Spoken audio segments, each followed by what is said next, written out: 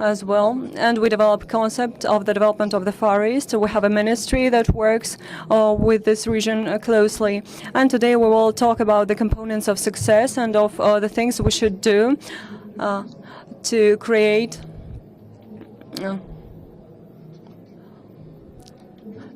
a place that would become one of the growth points of the Russian economy today. And we will discuss this issue, and we have our guests, people who have business in the regions, the representatives of the states, strategic advisors who provide services to companies and states.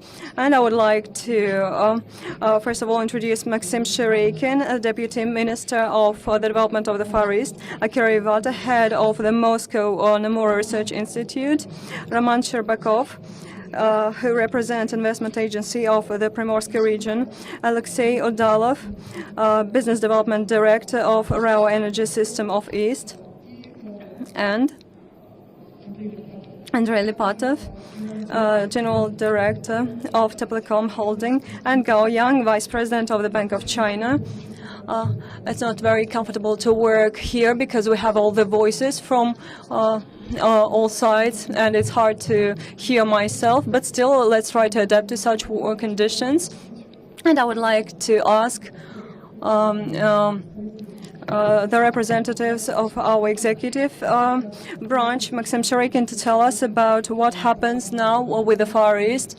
Recently we had a law adopted on the creation of advanced development zones. We have wonderful benefits for businesses that will work there. What should we wait from our ministry? What ideas on the development?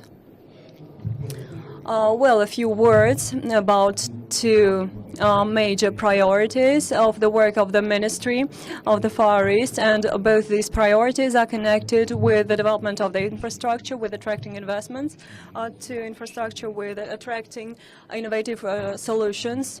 Alexander already noted one priority, the creation of special economic zones, advanced development zones, and it became clear that the Far East, considering its peculiar characteristics, requires a special approach to the regulation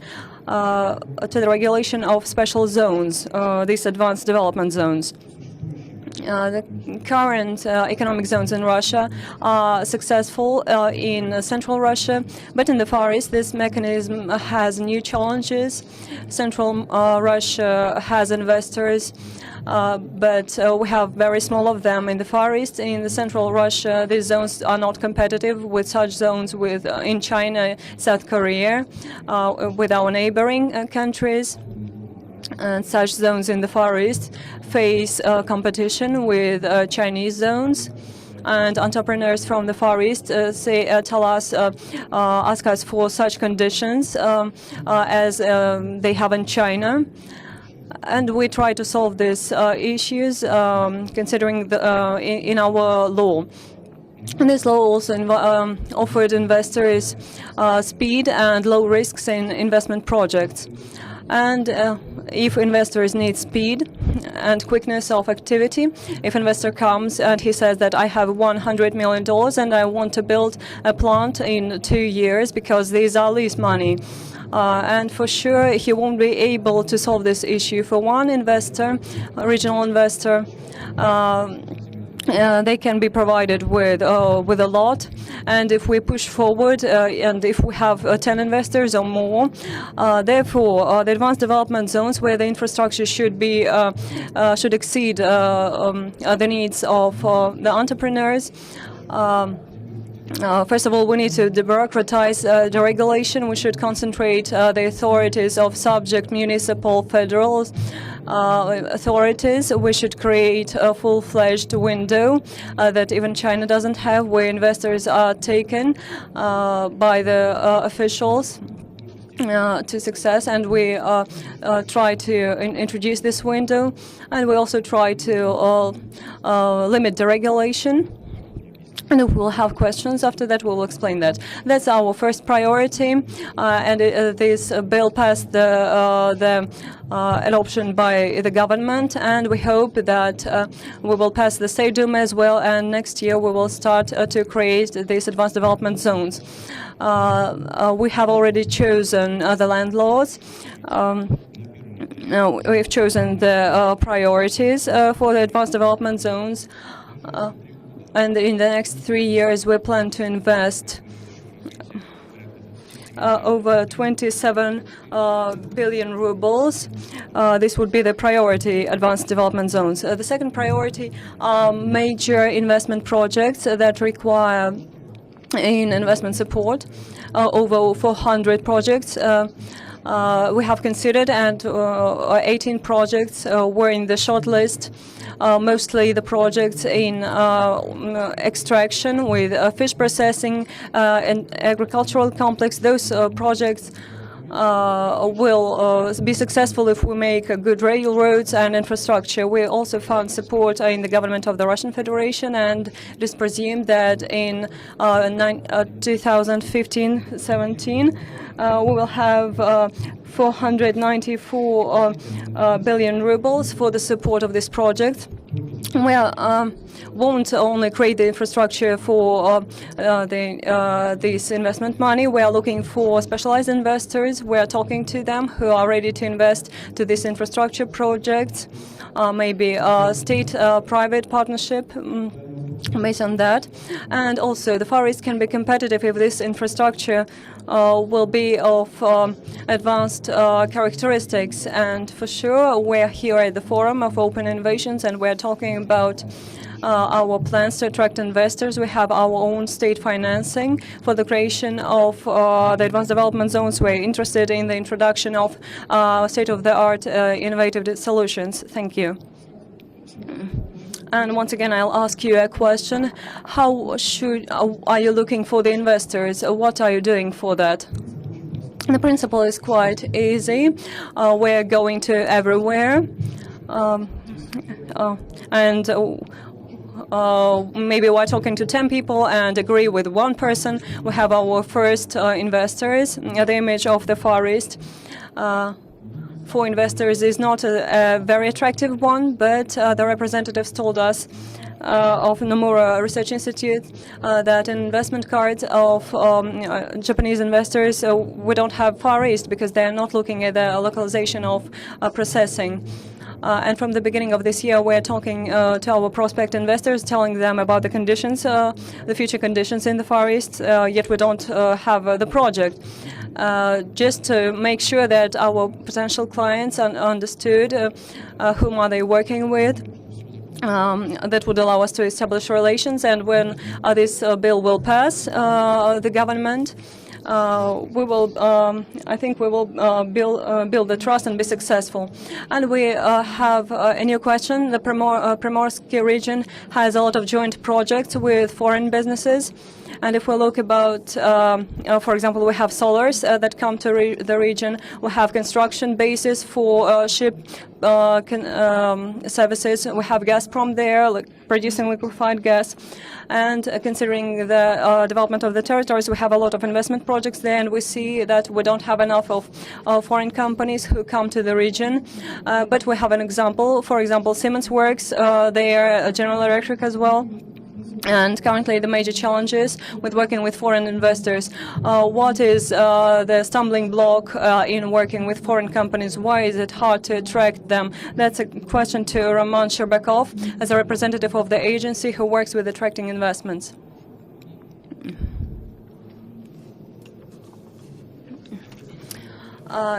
Good morning. I'm from investment agency of the Primorsky region. Investment agency is an institution of development that is created in the regions along with corporations of development that aims to the window, aims to become the window.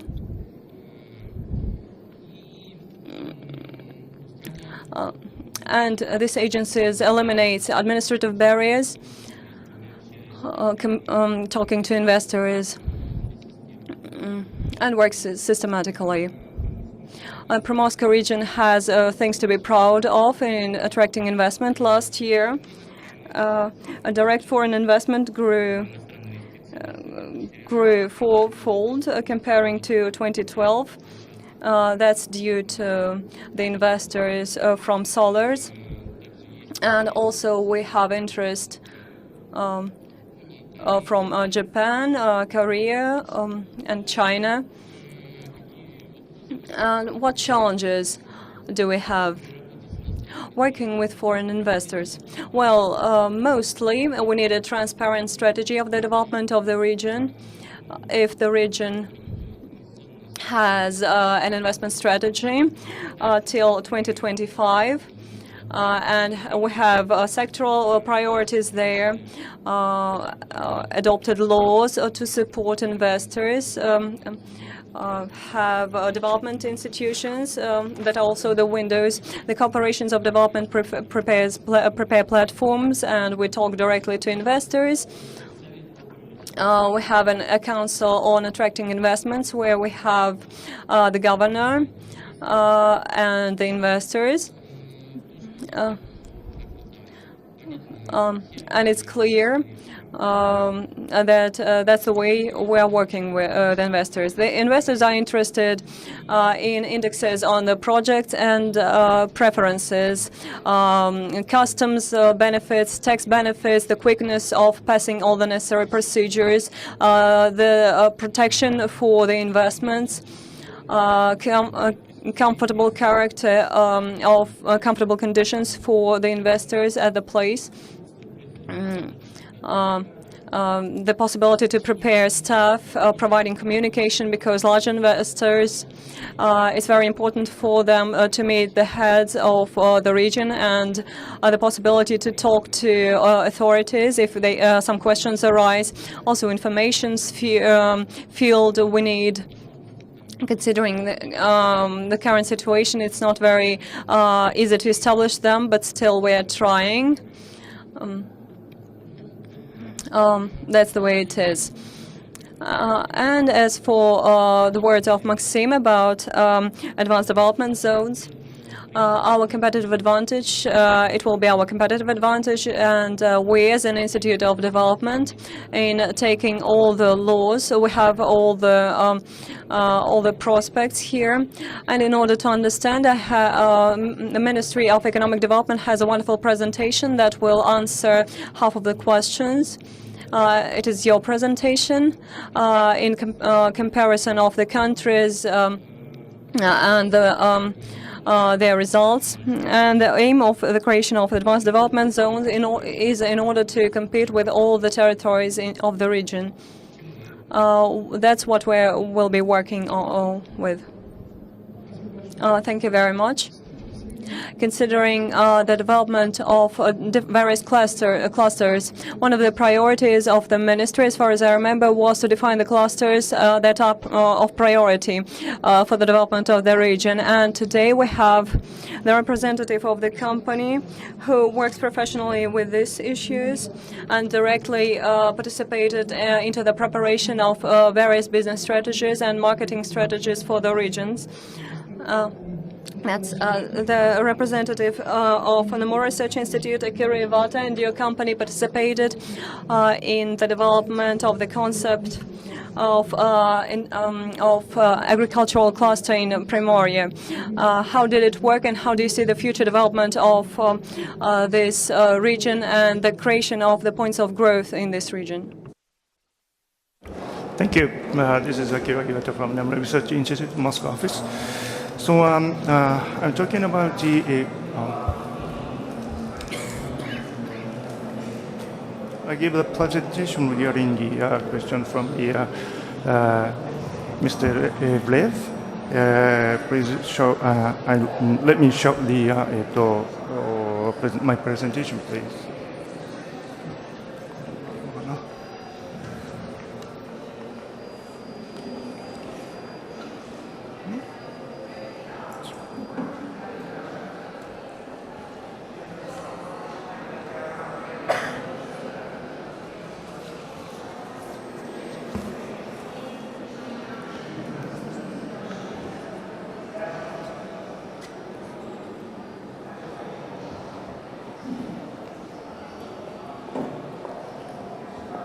sorry. So today I express in my presentation according to this next.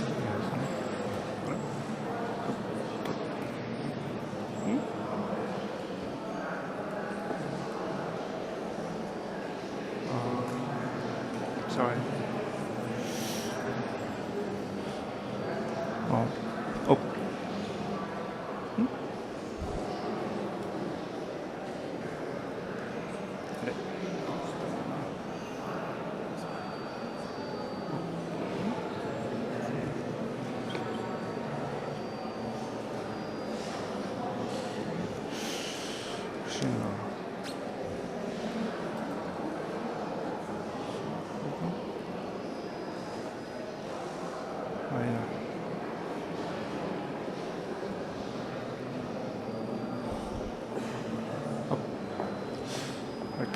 Okay. Sorry, can you just say you want to press? All right. Thank you.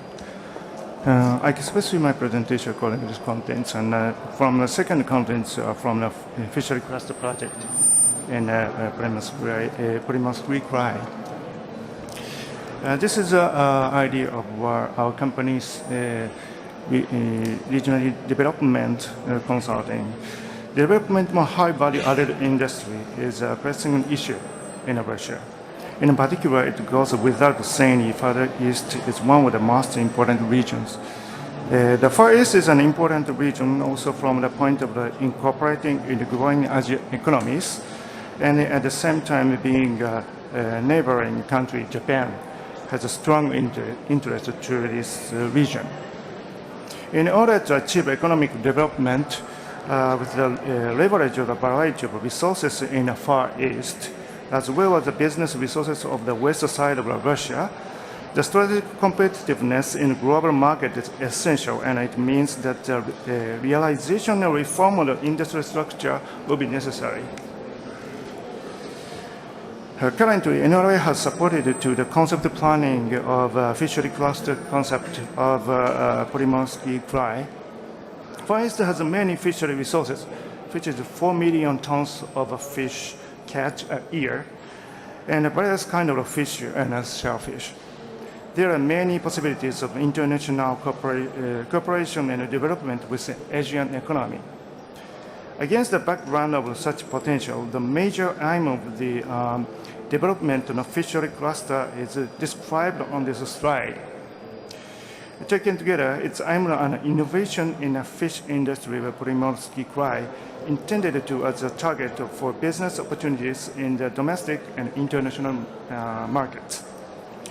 Innovation of the industry that supports the diversification of product and the development of the distribution in a global field, improvement on value-added product, and the diversification of related industries. While the existing industrial-based services is a foundation that may become a breakthrough for Russian industry expansion and new market development. However, the hurdle which are needed to break through in Russia to let in innovations are not low. The present situation of the fishing industry, characterized by the huge amount of catch of fish resources in the ocean waters, mainly exported as raw materials, and money deposited outside of Russia. One of the reasons is the lack of infrastructure in a broadest sense. In order to raise the processing industry and improve value added in the area, where the cost of labor are higher in comparison with China and other countries, the biggest task will be modernization of equipment, especially the breakthrough in a bottleneck of logistics and storage capacities, and entry into the market which are out of vision before. In order to achieve this breakthrough, it's necessary to attract the various investors from inside and outside of Russia at the same time.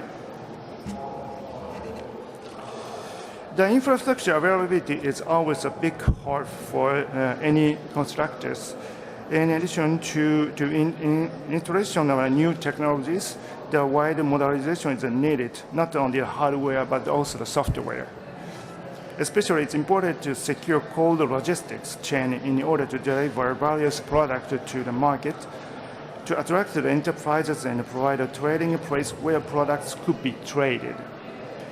In Russia, there is a lack of perfect logistics for perishable and cold goods, especially taking into account long distances, and even dispersal of pollution, population and remote consumption centers.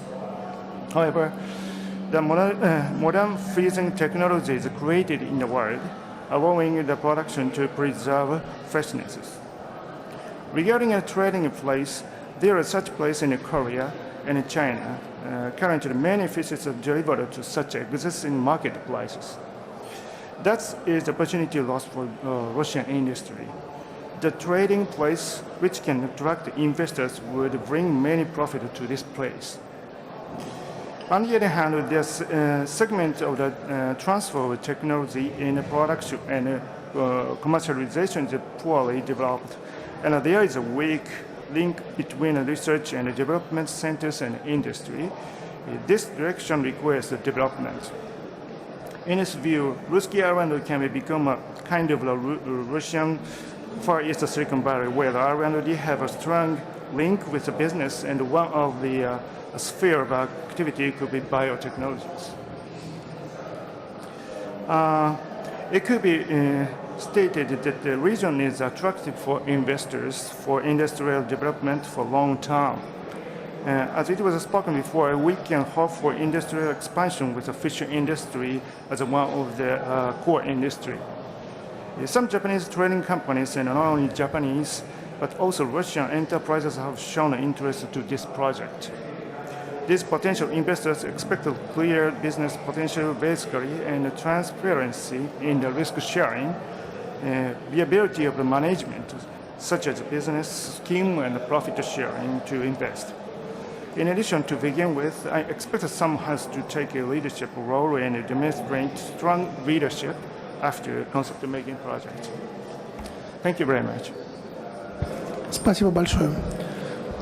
Ну, говоря о Thank you very much. Talking about the development of different clusters and the development of the region on the whole, there are a lot of questions from the point of view of the development of proper infrastructure, how to provide for the work of these clusters, and we talk a lot about the railway construction, about port infrastructures. We talk a lot that we need to have healthcare system, proper school system to attract people who will work in this region, but not very often we think about the energy sector issue. What should we do today to provide for permanent work of industry in the Far East of Russia? So my question is, what should we do from the point of view of energy sector? What should we provide for? So please, Alexei, I suggest that you should just say next slide. So please switch on the presentation.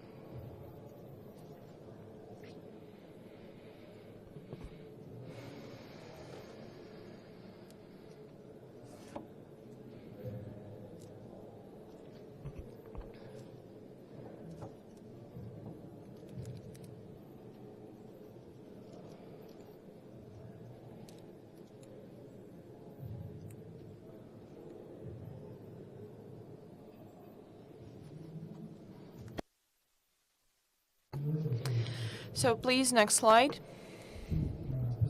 Thank you, Alexander, for introduction. And in fact, the development of the territories without energy sector can't be imagined. And in fact, I would like to tell you that energy sectors of the company I'm introducing is the main supplier of energy and electricity in the Far East and is represented in all the subject of the Far East region. The holding has prepared the program of perspective development of energy sector of the Far East in the zone of the holding responsibility up to 2025. And now we're trying to bring all the norms in compliance with the authorities and synchronize them and their development issues. But even now we can say that the plans on implementation and modernization of the existing capacities have the following data, which is represented in the slide. So we have the generation objects, more than 4 gigawatts, and we have 3 gigawatts for the capacities, and we have the power grids more than 500 kilometers, taking into account the modernization. And we have distribution grids, which also have multiplied, and we need to implement the projects which are now being lagged. And so I'd like to dwell upon the development of a distribution network. And as we see, why we have only 4 gigawatts for the main grids, and why we have only 120 megawatts for alternative sources of energy.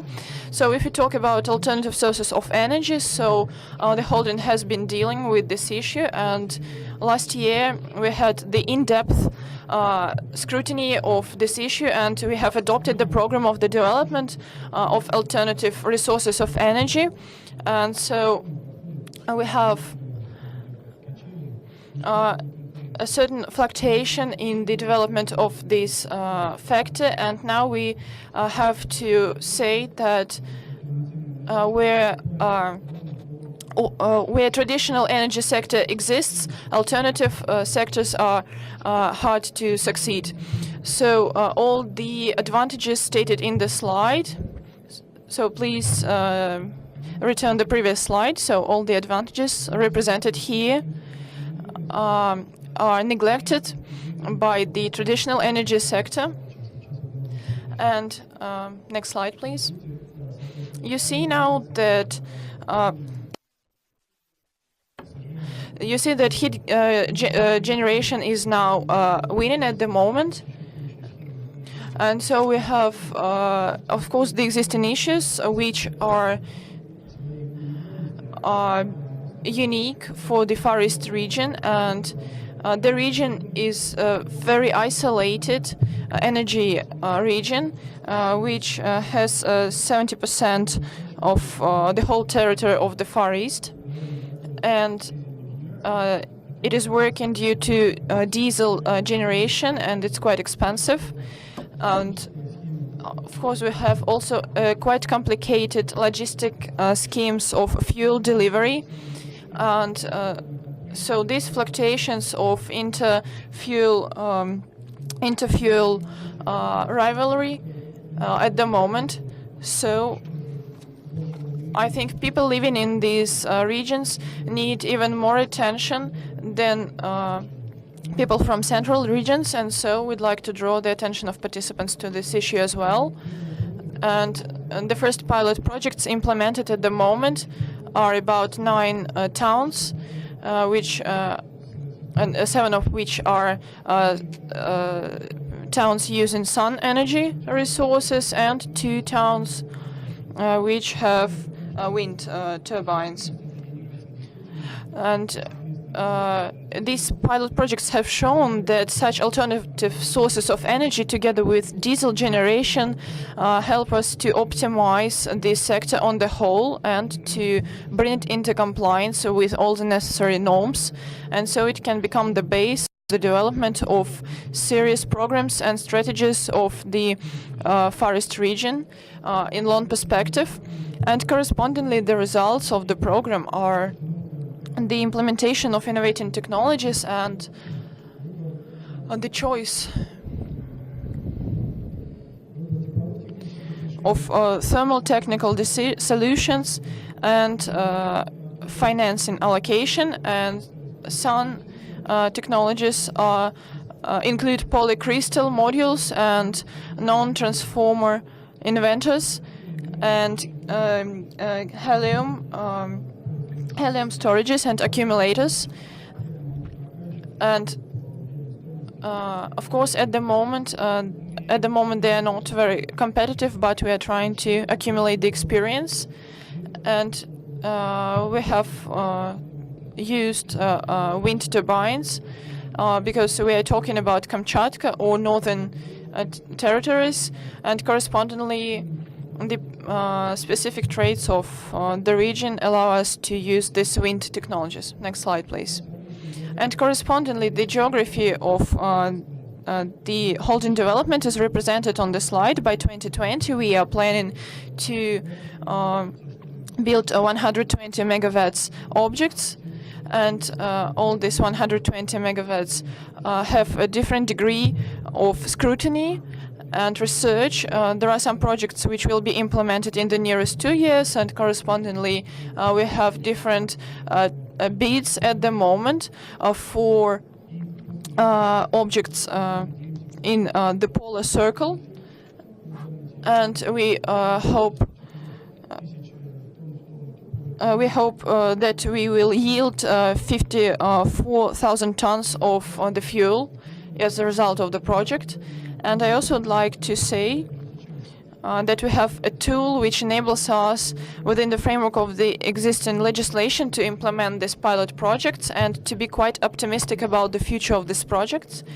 As I've already said, we have different constituents, and within the framework of the existing tariffs on the territories, have the agreements with the local authorities to fix the tariffs, and without the increasement of the tariffs, we can reach proper effects using loan money.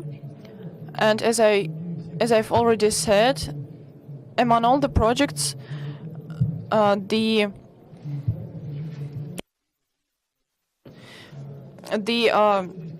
average return period is quite short one, and so we would like to,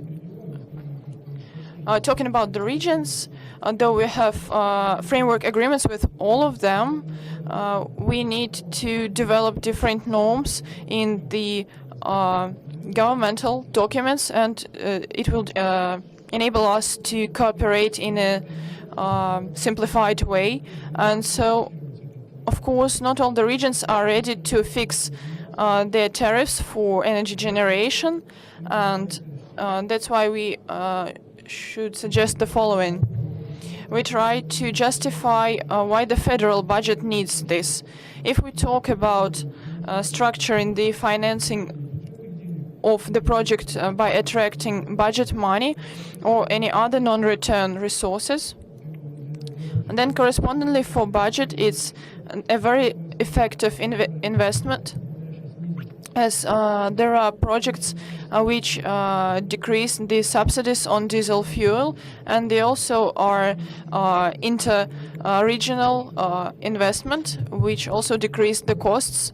And so if we talk about 100% of state financing, we see a significant decrease of necessary subsidizing needed for the projects. If we talk about the main projects, which now account for up to 8 billion rubles, and you see that it's the economy which reveals the fact that by the 4th year of work of this investment, the budget has positive return of money which it has invested in the projects. And correspondingly, I would like to have an opportunity from the governmental authorities to fix these tariffs and to have some support with the implementation of the projects. That's all. Thank you very much.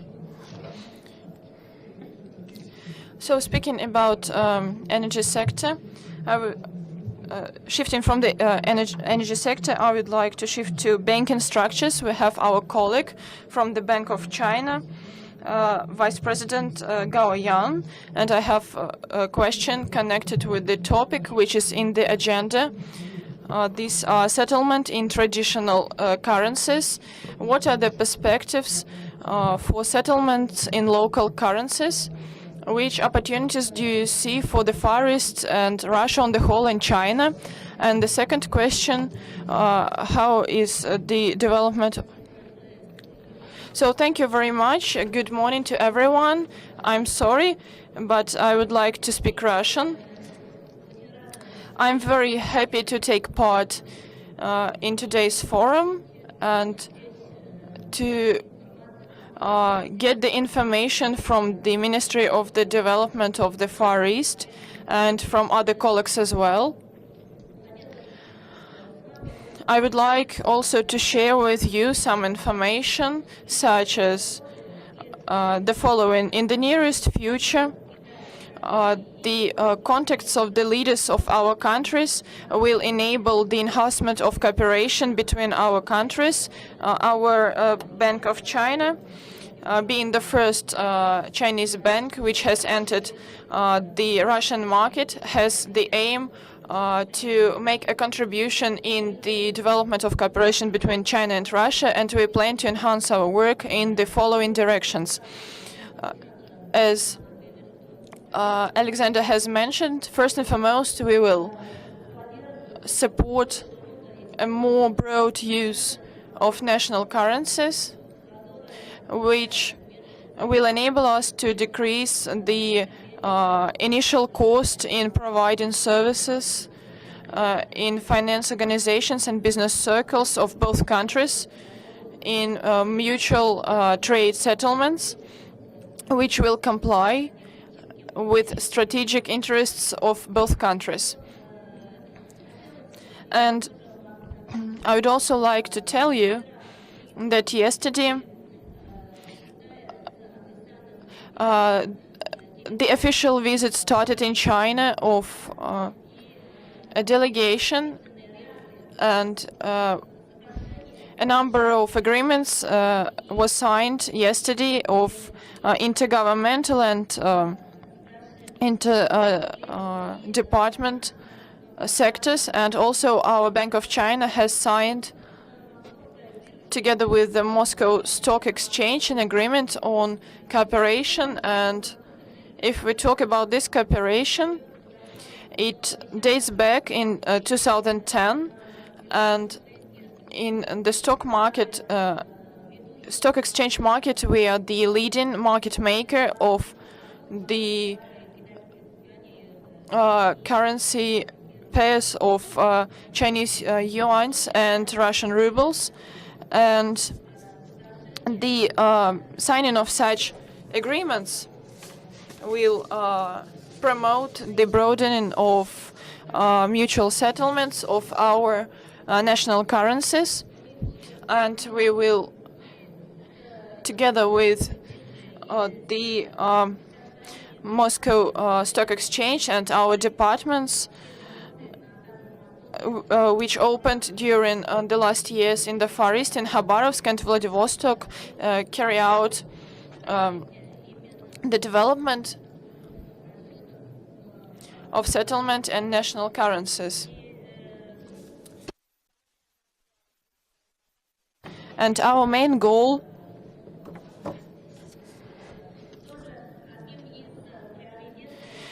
is to have one of our priorities underway, and it's the promotion of trade and economic cooperation of both countries.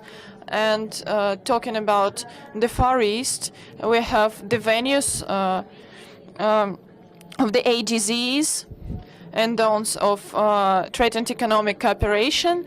Today, the Bank of China is the only financial organization with Chinese capital which has opened its affiliates in the Far East, and it's the expression of the fact that the Bank of China has the feedback about the realization how important the cooperation in the Far East is.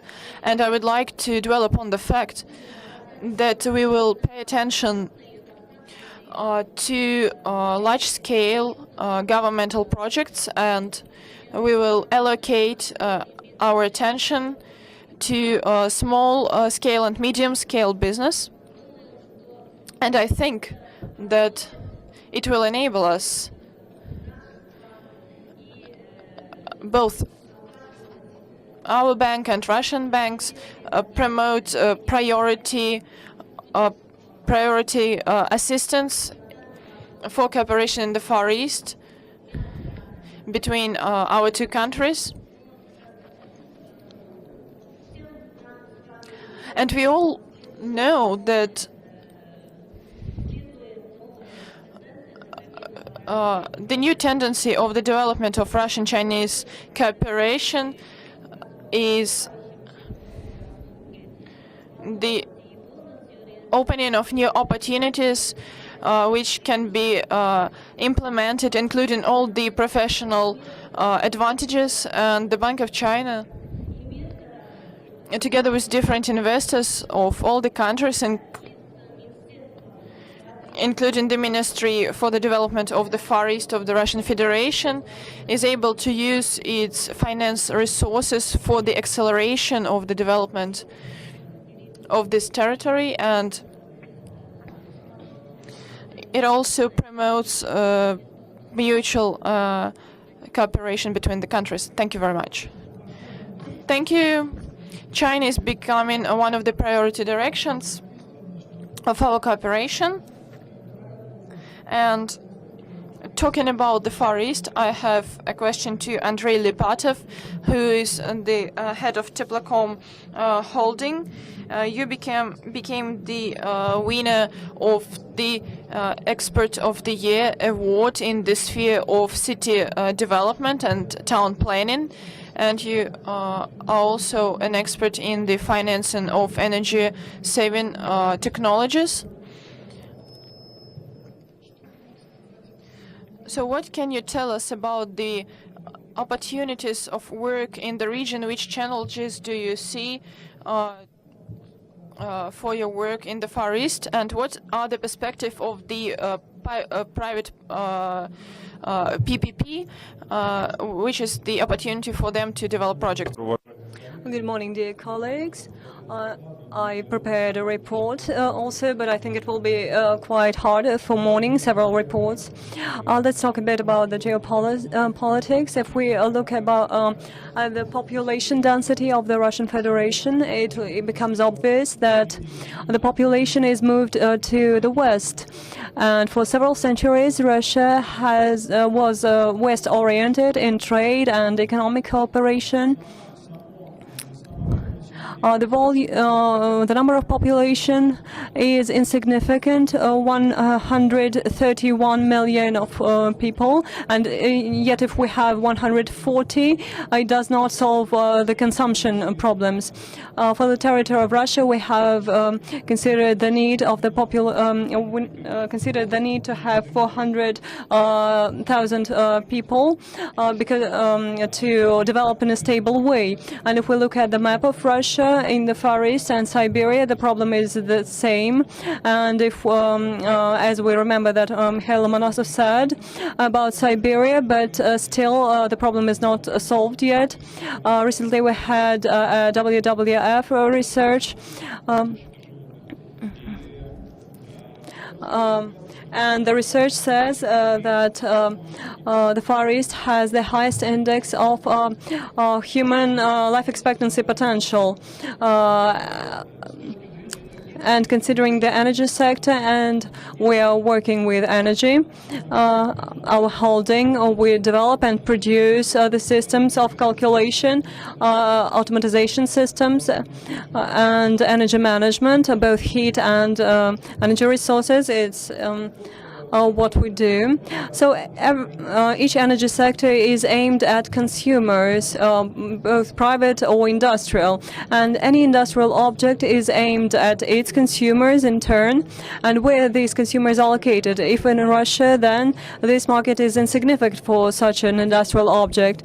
And if we produce something in the Far East in order to export, we should be quite careful about what we can offer considering the competitive advantage. and in the strategy of China, as I studied in the Columbia University, and I was there. It noted that the strategy, or the production strategy of China, is to produce the products of quality, not luxury products, but quality, high quality products for consumers at low prices. But what will we produce in the Far East? What kind of production, of what quality, and for whom? If we have a production hub, China, nearby. That's the first point. The second point, and that's about the challenges. The situation is not bad, but you asked about the challenges, and so I'm telling you about them. That's lack of consumers.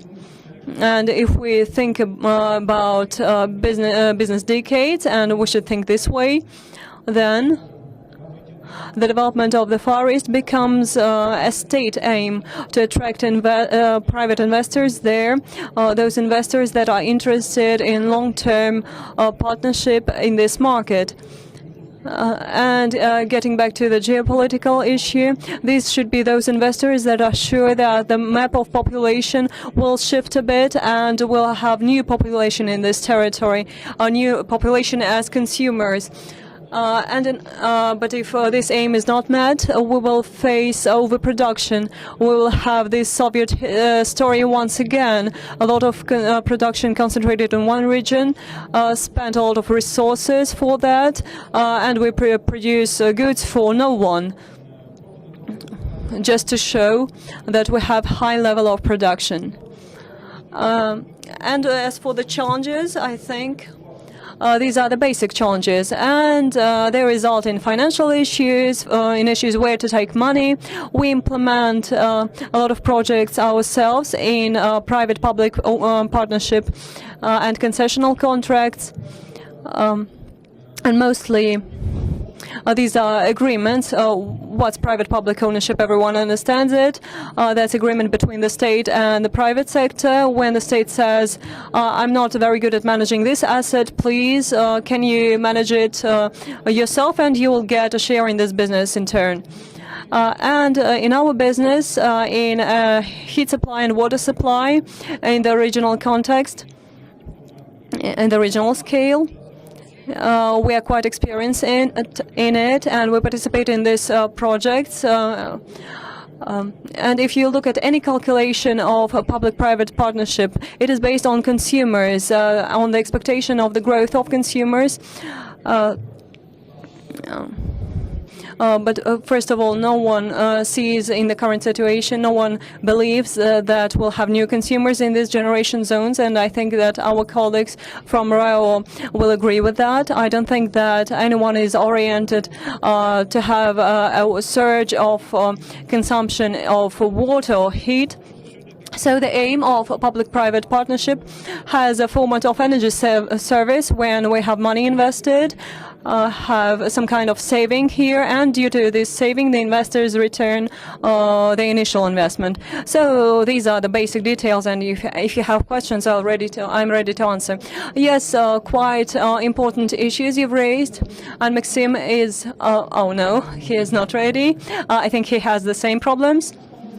Yes, we have models that are quite successful if we look at the geographic location, the population density, on the economy structure. Canada and Australia, they're quite successful in the market. They have a different model of processing. We have a low level of processing of extracted raw materials, and they have high processing. But considering they create structural different formats, logistical transportation hubs, the economy works. Maxim, maybe you should comment on that. A few words. That was private companies of Canada did not build roads. That was the aim of the government.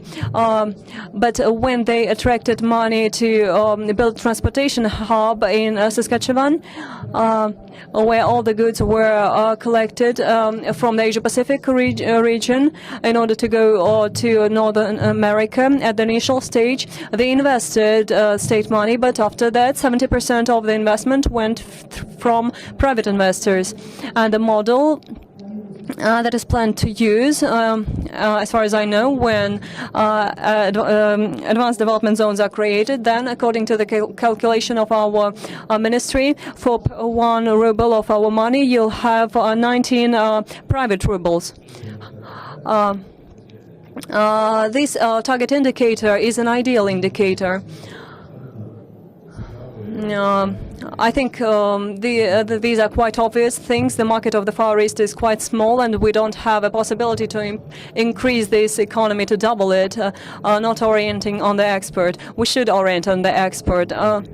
No one is waiting for us with our goods, both present and the new ones. And here, it seems to us that the first success stories in investment projects in the Far East would be with foreign investors. They would come to us for resources. They won't come for consumption market to the Far East, but for resources. And there, with the consumer market, we have assembly markets, electrical engineering, motor vehicles. Everything consumed there. The resource base is quite attractive, and our aim is not only to extract raw materials but to process them, to have value added created in the Far East. And here we need to be competitive. We won't be able to compete in salaries level, but saving on logistics, on conditions of maintaining business, on the regulation of business, and easing the conditions of it, we can win this. With this competition. Ideal Chinese conditions are ideal at the first glance, but we see that they can be replayed somehow. And as for the infrastructural experts, don't believe that the necessary capacities will be chosen. The consumers do not choose the areas. And that's a deadlock here. And in Russia, we have the precedents when these problems were solved by state corporations entering technological agreements with network operators, guaranteeing that he will attract consumers and at the same time creating conditions for consumers. And a net company in Moscow had a visit, and they told that they will need 1 gigawatt of the installed capacity, and they said that we have the same for the same region. But now we have new consumers here whom the company promised that they will have the electric capacities. Second question that Andrei noted is the population in the region, low density of population, not only considering the market, but considering the capacity to provide qualified staff for investors that are coming to work in the regions. And where shall we take people who would work for foreign investor companies? Can we take some strategic decisions considering attracting foreign labor force to the region? Does the concept of advanced development zones have some provisions for foreign staff? We have 2 easy options. The first option is non-quota attraction of foreign labor force to the advanced development zones. We don't think that this would be quite. This will cause some social unrest in the region. We'll have some 3,000 or 5,000 people working there, but that would allow to solve the problem because all entrepreneurs say, give us Korean people, give us people from China, and we are primarily talking about non-high skill production. And the second point, I don't know how it will be implemented, but yet we have a bill that provides for the creation of special education institutions in advanced development zones, and our department in the ministry thinks how to establish these educational centers, how they should work.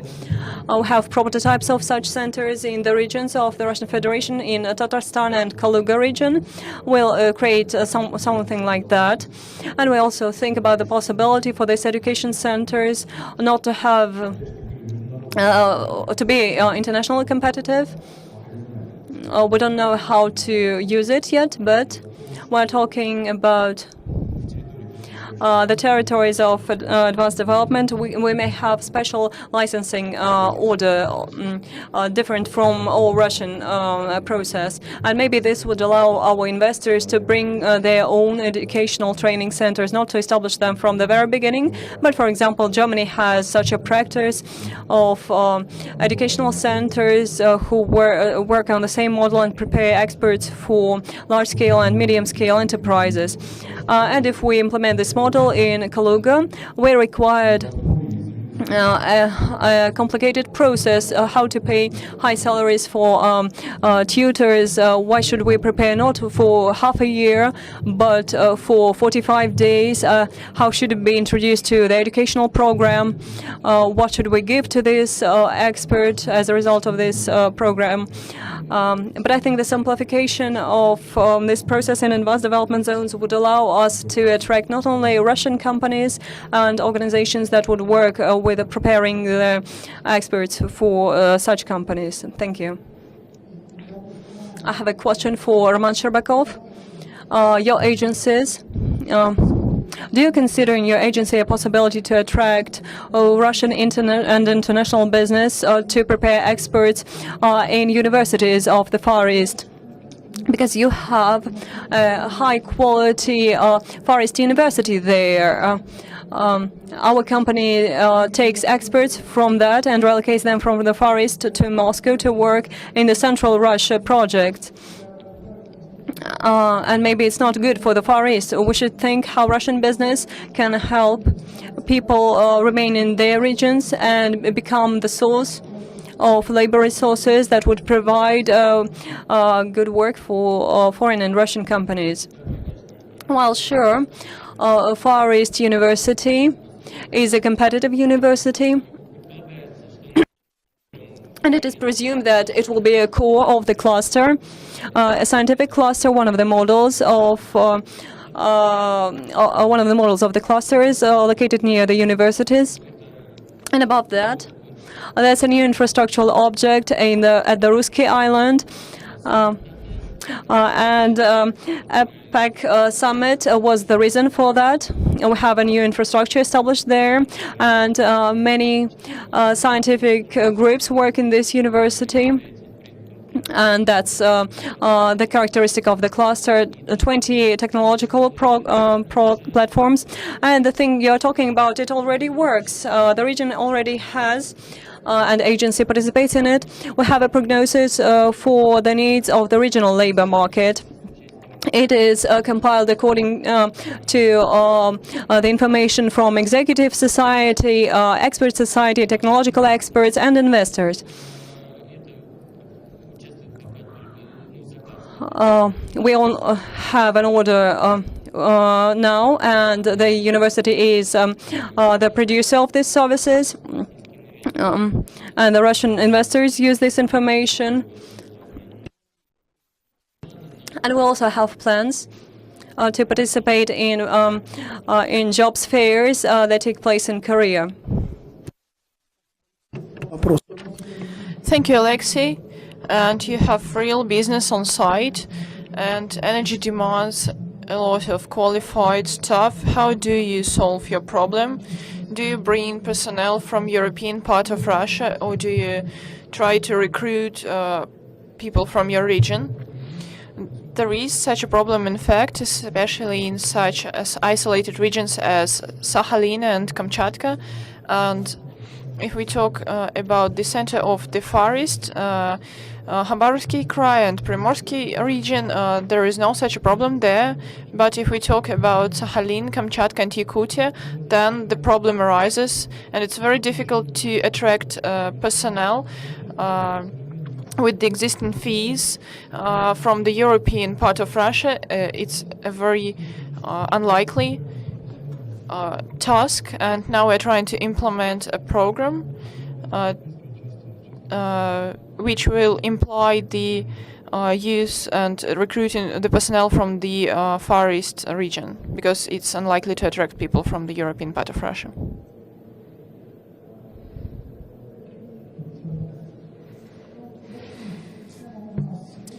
Yes, I think our issue is a complicated one, and the ministry has faced certain challenges, but I think a positive moment is that a lot of tasks which were to be implemented have been implemented, and even the establishment of the ADZs is a very important step, and we have large-scale blocks of economic development, and a lot of tasks are implemented in terms of cooperation, and the fact that the state is ready to invest in this region and provide assistance for the ministry and for the regional authorities is quite important. And so I think we can say that, of course, not everything is so good we'd like it to be in the Far East, but it's not very bad as well, because we have a huge growth potential, and if we look at best world practices, if we look at Canada, Australia, of course we have some differences, but nevertheless our partners succeeded in establishing profitable economic models, and taking into account the fact that the state is paying a lot of attention to the Asian Pacific region. This task is becoming more important and up to date for us, and so I think that everything is going in a proper way. So I'd like to succeed all of us, success in all our endeavors and in all our efforts. And of course, I'd like to wish to our government and to our ministry that all the tasks implied are implemented. So I think